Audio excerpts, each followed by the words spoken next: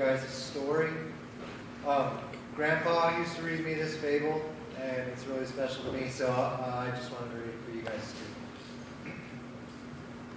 One time, at least, an elephant ate a bat.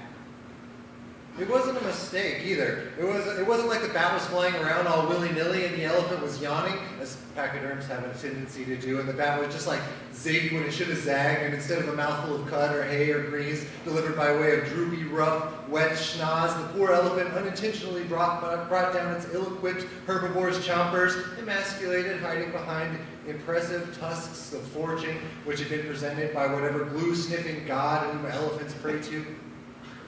Do you think elephants pray to Ganesha? No, that doesn't seem right.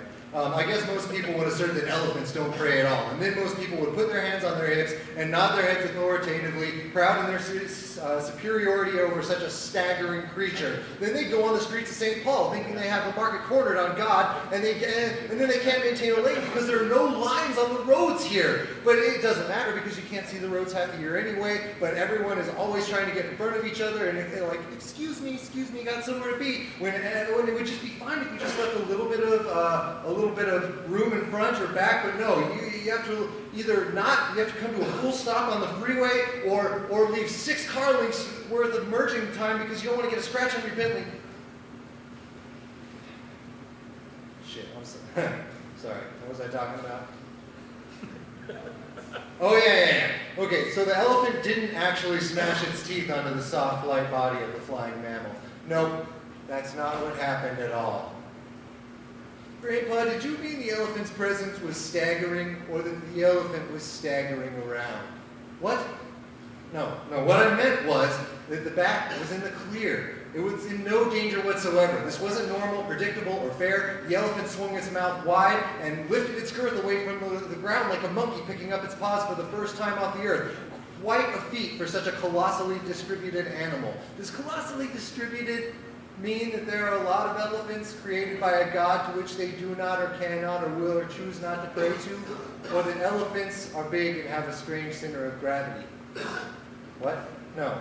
It turns out all of this was happening just across the street from the hipster bar, and as it was closing down. Closing down for the day or going out of business. What? No.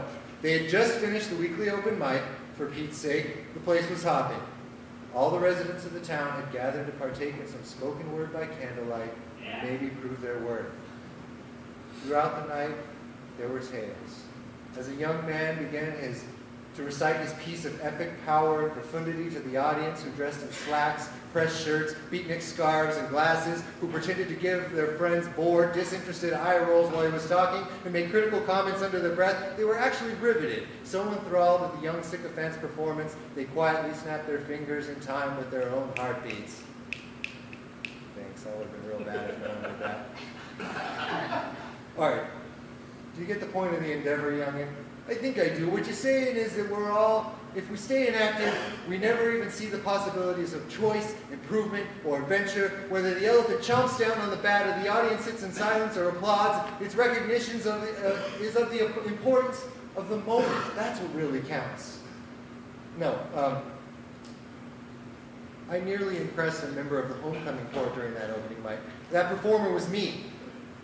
We were trying to leave together, arm in arm, probably headed for a night of fumbling adolescent copulation, and what did we do? We witnessed a winged bat tumbling down the throat of a full-grown elephant. That wrinkly gray mess was savage. It was a total mood killer. I never saw that person again, and I assumed that they forever associated me with an ugly incident. Instead, I ended up entering into a partnership with the person who, upon copulating with me, brought about the birth of one of your grandparents. You mean you got with Grandma? Who? What?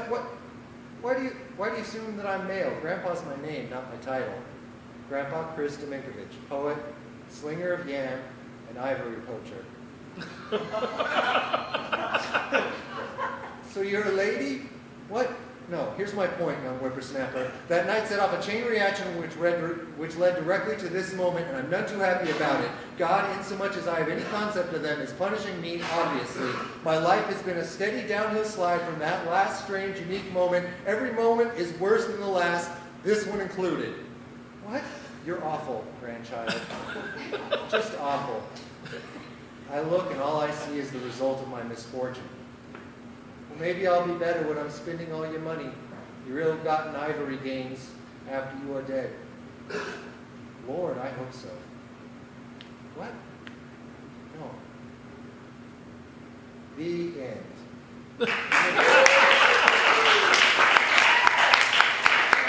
I'm Scott Bryan. I hope you enjoyed it. I have zines available with more similar tales of daring do like this one.